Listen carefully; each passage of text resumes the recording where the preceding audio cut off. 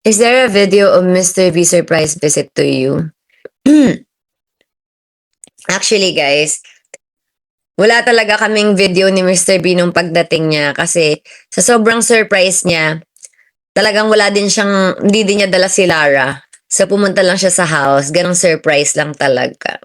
Ay, hello everybody! Okay, andyan na ba ang ating mga... May papakilala pala ako sa inyo, guys.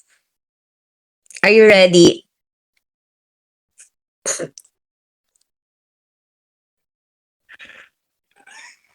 Papakilala ko sa inyo. Eto na guys. Wait lang. Ay, nag-aantay na siya. Sorry. Boyfriend ko pala. Si Mr. B.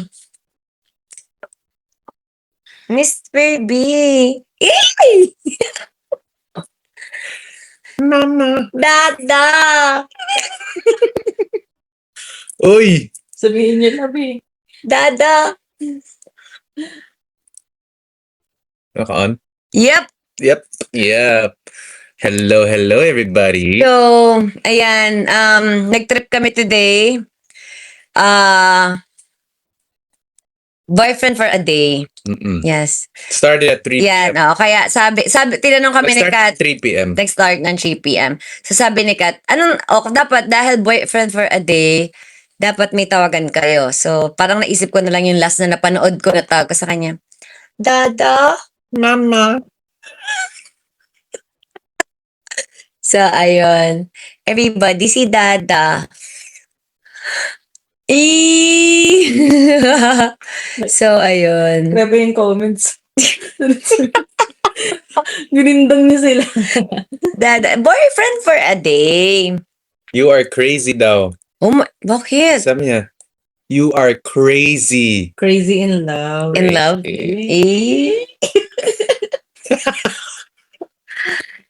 So, ayun lang. Ano bang nangyari today? Today, wala na. We got some news today Anong good news? from the doc. Yes! Nagpa-check up kami. Yeah. Si Katie. So, ayun ang date namin today. Kanina, nagpa-check up kami for Katie para ma-assess siya ulit para malaman yung ASD level niya. So, ang kanyang ASD level ay ASD level 1. Hindi. Ano siya? 0.7. Kasi sabi niya, pa-1. Diba, pag sinabi mo pa-1, ibig sabihin like papunta sa 1. No, I mean, Hindi. kung 1 kasi is malapit sa 1. Malapit. 1.5. Ganon. Kasi before, di ba, 2. So, ngayon, medyo nakaalis na siya sa 2. Medyo pa-1. Kasi hindi din kami naniniwala na level 2. Ako hindi ako papayag ng level 2. So, ayun. Pa-1 na lang yung level ni Katie. Pa-1. Hindi pa siya 1. Pa-1. Means, kailangan ng alalay, ganyan, di ba? Pero kaya niya Yes, kaya niya ang tawag doon? Function. function yan. Yeah. Yes, magpa-function siya. Pero, ayun. Pero, Dada. Uy! Alam ko, ano? Ano? Hindi yung yung nasa Italianis kanina. Yes, baka nanonood si Mommy Nits. Mami ni... Mommy namin yan si Mommy Nits kasi inampo na daw kami ni Mommy Nits. Palagi daw siya nag-watch ng videos namin. Thank you so much. We love you. I love you. Happy kami na simula ng January na napanood mo kami. Hanggang ngayon, 6 months. Ay, talagang napapasaya ka namin. Walang patid. Salamat po. 'Di ba? Para mapasaya naman yung isang tao ng 6 na buwan. Oh my God! Hindi na to tsamba. So, nagpagupit ako kanina, tapos minute ni Chiki si Mami Nits tsaka yung mga kasama niya dun sa yung mga anak niya. Anak niya ba yan? Mga anak niya. So, nandun sila. I got Apo yung iba. Apo. And then I got my haircut, and then I went to go meet them. And then we were downstairs at Italianis, Chika. And then we stood up for pictures. Tapos, Ayun. Ano? Si Mommy Nits. Alam niyo ginawa ni Mommy Nits? Bongga talaga si Mommy Nits. Naging Katie siya. Ginanon niya kami hawak.